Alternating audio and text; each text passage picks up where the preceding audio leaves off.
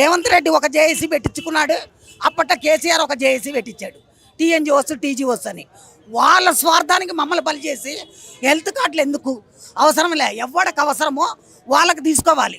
మా అథారిటీ లేకుండా మా పైసలు ఈరోజు కట్ చేశారంటే కొన్ని మా పైసలు మీరు తీసుకునే రకమే కదా. కాబట్టి మా పైసలు మీరు కట్ చేసే హక్కు మీకు లేదు. ఎట్టి పరిస్థితుల్లో మీరు ఈ 3 నెలలు 1.5 కోటి రూపాయలు వసూలు చేసుకున్నారు. మా పైసలు మాకు నేను 150 కోట్లు ఇమ్మీడియట్లీ మాకు పంపించాలి. ఈ 150 కోట్లు మా పైసలు మాకు ఇచ్చేయాలని నేను కోర్టు కూడా ఇచ్చేవారికి మీరు ఏ డిపార్ట్మెంట్లో చేసేవాళ్ళు? మెడికల్ అండ్ హెల్త్లో చేసి రిటైర్డ్ అయ్యాను. 2020లో రిటైర్డ్ అయ్యాను. నాది ఒక 40 లక్షల బిల్లు ఉంది. అది సూయి లేదు సై లేదు.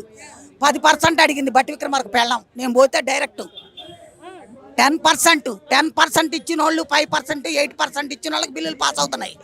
160 కోట్లు 150 కోట్లు రిలీజ్ అయింది అంటున్నారు. 200 700 కోట్లు రిలీజ్ అవుతున్నాయి అంటున్నారు. కానీ ఏమి లేదు ఆడ. డబ్బులు రావడానికి మీరే కమిషన్ ఇవ్వాలా? ఇప్పుడు మా డబ్బులు ఇస్తాను సెక్రటరీలో ఏంటనుకుంటున్నా, అక్కడ బ్రోకర్స్ ఉంటారు. ఆఫీసర్లకి మధ్యలో వాళ్ళు కూడా బ్రోకర్లే, వాళ్ళు కూడా ఆఫీసర్లే. అట్లా అనమాట. సార్తో చెప్పాలంటే నువ్వెంత ఇస్తావు, పర్సంటేజ్ ఇస్తే నీకు ఇస్తావు. కాంట్రాక్టర్ మీ డబ్బులు మీకు ఇవ్వడానికి మీ దగ్గర కమిషన్? ఎస్, ఇది మా దగ్గర కమిషన్ తీసుకునే జరుగుతుంది. ప్రజాపాలన ప్రభుత్వం కదా ఇది. ప్రజాపాలన ఎవరు చెప్పారు? ఒక పక్క ఆయన డబ్బంతా లాస్ చేసి తెలంగాణని బుగ్గిపాలు చేశాడని చెప్పాము. 2000 కోట్లు పెట్టి మళ్ళీ ఇప్పుడు ఎందుకు కట్టాడు? మణిచర్రారెడ్డి ఇన్స్టిట్యూట్ పక్కన సీఎం క్యాంప్ ఆఫీస్ ఎందుకు కట్టాడు? తప్పు చేయొద్దు కదా. ఇప్పుడు 2 అదే బరక కదా, బరకలు అందులో పోయినట్టే కదా. ఆయన తప్పు చేశాడని చెప్పిన తర్వాత ఈరోజు రేవంత్ రెడ్డి అక్కడ ఎందుకు పెట్టాడు క్యాంప్ ఆఫీసు? ఎందుకు కట్టాడు? క్యాంప్ ఆఫీసులు కట్టుకోవడానికి కాదు, మిమ్మల్ని సీఎం చేసింది మేము. ఎందుకు ప్రజలకు పరిపాలిస్తావు? కాంగ్రెస్ అంటే రాజశేఖర రెడ్డి లెక్క చేస్తావేమో, ఆరోగ్య కార్డులు అలా చేస్తావేమో, ఆరోగ్యశ్రీ పేదలకు ఉపయోగపడుతుంది అన్నట్టు మేము వేసాం. వేసిన దానికి మా చెప్పుతో మేము కొట్టుకుంటున్నాం. ఇవాళ పైసలు రాక జీతాలు రాక చాలామంది చచ్చిపోతున్నారు. ఏమన్నా నేను 1వ తారీఖు జీతం ఇస్తున్నా అన్నాడు. 1వ తారీఖు జీతం ఇచ్చేది నీవు కాదు, రాజ్యాంగంలోనే ఉంది. మరి ఎంప్లాయీస్తో పెట్టుకున్నాడు ఎవడు ఇప్పుడు దాకా బాగుపడలా. ఎప్పట్లో ప్రతి ఒక్కళ్ళు కూడా మాకు 1వ తారీఖే జీతాలు వస్తాయి బాగుంది, వాళ్ళకి 1వ తారీఖు జీతం వస్తుంది, మళ్ళీ వాళ్ళకి 31వ తారీఖే వస్తుంది. మంత్రులకి ఎమ్మెల్యేలకి 5 సంవత్సరాలు పనిచేసిన వాళ్ళకి వాళ్ళు అంతకుముందు చేస్తుంటే మళ్ళీ పింఛన్లు వస్తాయి. పింఛను జీతాలు ఇన్ని మీరు ఎలా వాడుతున్నారు? ఏ రాజ్యాంగంలో ఉంది చెప్పమని చెప్పాలి. అది కూడా మేము ఉద్యోగస్తులం, మేము హక్కు ఉంది మాకు, మేము చదువుకున్నాము వచ్చాము కాబట్టి. మరి అలాంటప్పుడు మమ్మల్ని వదిలేసి మీరు ఎలా ఉపయోగపడతారు? మేము లేదా మీరు లేరు. నువ్వు ప్రతి ప్రోగ్రాము ఎవరు అడిగాడు బిచ్చగాళం చేయమనే? నీకెవరు వాళ్ళు ఏమైనా అడిగారా? నాకు ఆ స్కీమ్ ఈ స్కీమ్ అని చెప్పని అడగలేదు కదా. మాకు 6 డిఏలు పిఆర్సీ 15 ఆగస్టు రోజున అనౌన్స్మెంట్ చేస్తే సరే. లేకపోతే కాంగ్రెస్ మటుకు నేనేం భయపడను. ఇప్పుడు దాకా అన్ని వీడియోలు పెడతానే ఉన్నా. గల్లీకి తిరిగి ఒక్క కౌన్సిలర్ కూడా రాకుండా చేస్తా కాంగ్రెస్లో. అది అరే నేను పెద్ద కొడుకుగా ఉండి మీ సమస్యలని పరిష్కరిస్తా అని చెప్పాడు రేవంత్ రెడ్డి. అరే పెద్ద కొడుక పాడా, పెద్ద కొడుకు ఆయన కూడా పెద్ద కొడుకు అని చెప్పాడు. ఇంకో హామీ వస్తుంది తెలంగాణ తల్లి అని. ఇట్లాంటి వాళ్ళు వస్తూనే ఉంటారు, ఇలాంటి వాళ్ళు వస్తుంటారే. కానీ రిటైర్డ్ అయ్యాక మీకు చాలా అవసరాలు ఉంటాయి, మీకు హెల్త్ ఇష్యూస్ ఉంటాయి, మీ పిల్లలకి పెళ్ళి ఇలాంటి ఉన్నప్పుడు ప్రభుత్వం ఎందుకు స్పందించట్లేదు? అసలు ఈ సెక్రటరియట్లో ఏం జరుగుతుంది? మీరు ఒక ఆఫీసర్గా ఏం జరుగుతుంది చెప్పండి, ప్రజలకు తెలియాలి. ఏముందమ్మా ఇప్పుడు ఏంలే. ఇప్పుడు ఎట్లయిపోయారంటే వాళ్ళు చచ్చుపడిపోయారు, యూనియన్ లేవు, ఖాళీ ఆ జేఏసీ అని చెప్పుకున్న టీఎన్జిఓస్ టీజీఓస్ వాళ్ళ సూట్ కేసులు నడుస్తున్నాయి, వాళ్ళ ఆస్తులు పోతున్నాయి. వాళ్ళకి ఏంలే. ఇప్పుడు మమ్మల్ని అడ్డం పెట్టి జేఏసీ వాళ్ళకే నడుస్తుంది తప్ప మీ సమస్యలు ఎవరు పట్టించుకోవట్లేదు. ఒకటి ఇప్పుడు ఇంకొకటి తెలంగాణలో హైటెక్ సిటీలో ఇప్పుడు మాకు గచ్చిబౌలిలో మా ల్యాండ్స్ ఉన్నాయి. 160 ఎకరాలు ఉంది. ఆ 160 ఎకరాల గురించి ఇప్పుడు పాకులాడుతున్నారు. మెయిన్ దానికి టీఎన్జిఓస్ మమ్మల్ని అందరిని అడ్డం పెట్టి జేఏసీ అని డ్రామా వేస్తున్నారు. అందుకని ఏమిలే. అది రూల్ ప్రకారం హైదరాబాద్లో ఉన్న వాళ్ళకే రావాలి. కానీ మారం జగదీష్ కంటే ముందున్న ఆయన వరంగల్ హనుమకొండ వాళ్ళకి ఇచ్చి విల్లాలు కట్టుకున్నారు. అక్కడ హైదరాబాద్ వాళ్ళకి ఏమి లేవు. ఆ డబ్బులు వసూలు చేసి లక్షలు. మరి అదేం రూలు? అది హైదరాబాద్ సొసైటీ అనే ఉంది. ఏ జిల్లాలో అక్కడ ఇవ్వాలి, అది పోయింది. ఈ జిల్లాలో వాళ్ళు అమ్ముకున్నారు. మరి మనం ఏం చేయగలుగుతాం? చేయలేక కాదు, కానీ వ్యవస్థలో లోపాలనే చాలా ఉన్నాయి. ఆయన వాళ్ళంతా బ్యాక్లో మాజీ సీఎం కేసీఆర్కే సపోర్ట్ ఉన్నారు వాళ్ళు ఆఫీసర్లంతా. అట్లాంటి ఆఫీసర్లు ఈయన ఏరలేడు. ఇప్పుడు ఒక్కొక్కటి నిన్న ఎందుకంటే రేవంత్ రెడ్డి వచ్చాక చాలా మార్పులు చేశారు, ఆఫీసులు ట్రాన్స్ఫర్ చేయడం జరిగింది, ఆయనకి దగ్గర ఉన్న వాళ్ళని పెట్టుకోవడం జరిగింది. చేశారు. ఇంత ఎందుకండి, నిన్న నరేంద్ర కుమార్ మొన్న 31కి రిటైర్డ్ అయ్యాడు మా డిఎంఈ ఎడ్యుకేషన్కి. ఆయన తీసుకెళ్ళి టీమ్స్కి వేసారు. అదే ఒక నర్సు రిటైర్డ్ అవుతుంది, ఆ నర్సుని ఏమైనా తీసుకుంటారా?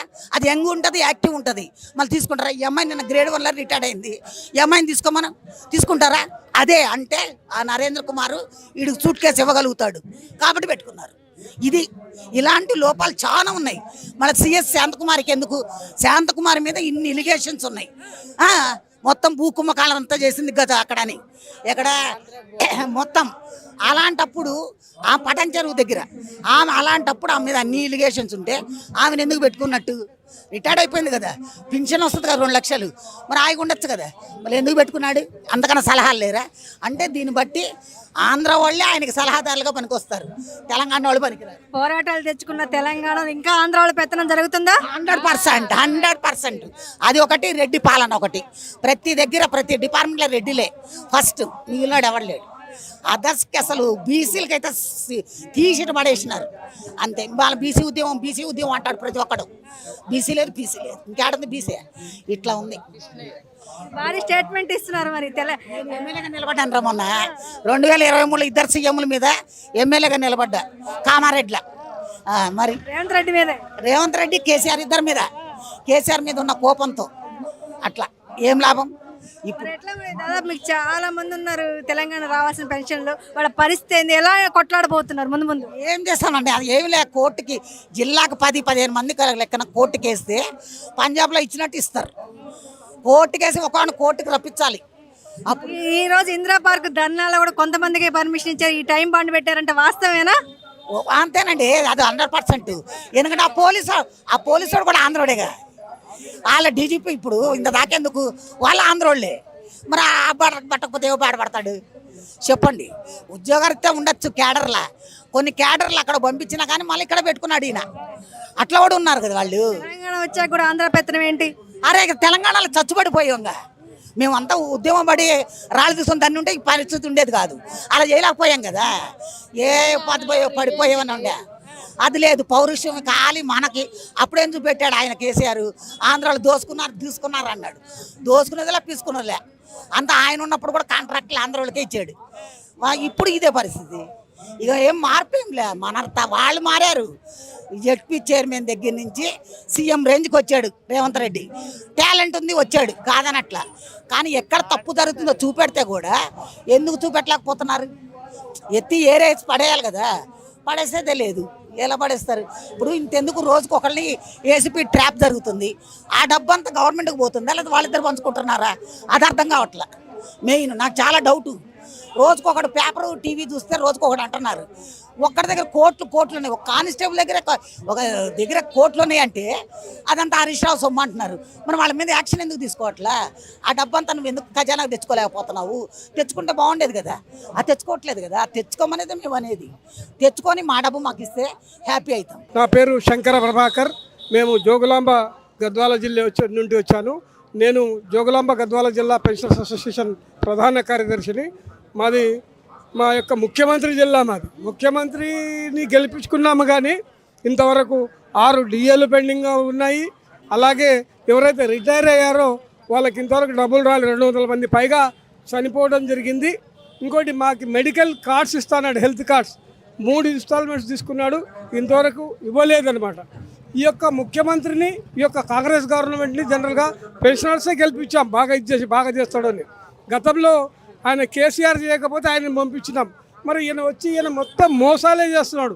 అదే ముఖ్యమంత్రి ఇట్లా మోసాలు చేస్తే ఇంతమందిని చంపితే మరి ఆయనకి కరెక్ట్గా ముఖ్యమంత్రి రేవంత్ రెడ్డి మహబూబ్ నగర్ జిల్లాని బాగా చూసుకుంటున్నారని ఒక వార్త బయట. మేము కూడా మహబూబ్ నగర్ జిల్లానే, మీరు రండి. మా దగ్గర గద్వాల్ జిల్లా, మా దగ్గర ఆర్డిఎస్ అసలు నీళ్ళే వస్తలేవు. అలాగే పక్కన నెట్టెంపాడు ఉంది, గుడ్డెందొడ్డి ఉంది, వాటి ఇంతవరకు కూడా నింపలే. ఆయన ఒక మాటల ముఖ్యమంత్రి, ఈయన చేతల ముఖ్యమంత్రి కాదు, ఈయన మాటల ముఖ్యమంత్రి. తప్పకుండా మా యొక్క పెన్షనర్ యొక్క ఆయనకి ఇబ్బందికరమైన పరిస్థితులు అయితే తప్పకుండా మేము తెస్తామని చెప్పి తెలియజేస్తూ, శంకర ప్రభాకర్, జోగులాంబ గద్వాల జిల్లా. మీ పేరు సార్? మీ పేరు? మా పేరు బాలరెడ్డి అమ్మ, రిటైర్డ్ టీచర్ను, మహబూబ్నగర్ జిల్లా కొడంగల్ మొత్తం మా బంధువులే ఉండరు. కొడంగల్ వాసే సీఎం ఆ జిల్లా. ఆ. మేము కోరి ఈ ప్రభుత్వాన్ని తెచ్చుకున్నాం. ప్రభుత్వాన్ని తెచ్చుకొని ఏమైందంటే పాలిచ్చే బర్రెనిచ్చి దున్నపోతుని తెచ్చుకున్నట్లయింది. ఇక మీకు గ్రామీణ ప్రాంతం మాకు అన్ని భాషలు వస్తాయి. 6 DL పెండింగ్ ఉన్నాయి. ముఖ్యంగా 2024 తర్వాత రిటైర్డ్ అయిన